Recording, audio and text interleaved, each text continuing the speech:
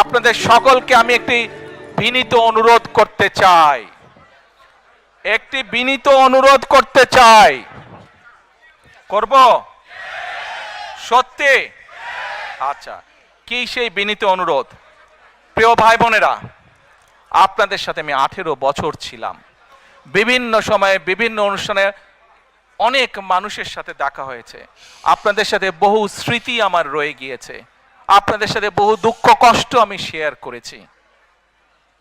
আপনারা বিভিন্ন সময়, আমার বক্তব্যের শুরুতেই বলেছি, যুক্তরাজ্য সহ বিভিন্ন দেশের প্রবাসী, বিশেষ করে যারা জাতীয়তাবাদী, বাংলাদেশি জাতীয়তাবাদের রাজনীতিতে বিশ্বাস করেন, আপনারা বহু মানুষ বিভিন্ন সময় আমার পরিবারের, দলের বিপদের সময় আমাকে মানসিকভাবে সাহস দিয়েছেন, সহযোগিতা করেছেন, সমর্থন জুগিয়েছেন।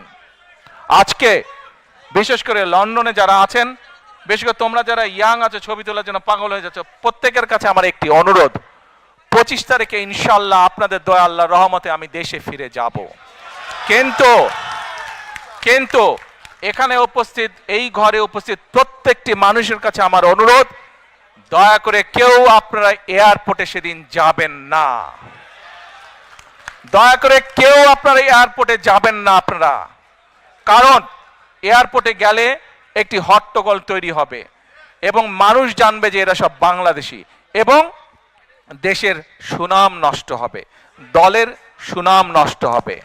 যারা এয়ারপোর্টে যাবেন না, যারা সেদিন এয়ারপোর্টে যাবেন না, আমার আজকের এই অনুরোধ যারা রাখবেন, আমি ধরে নিব তারা দল এবং সর্বোপরি দেশের সম্মানের প্রতি মর্যাদা রাখবেন।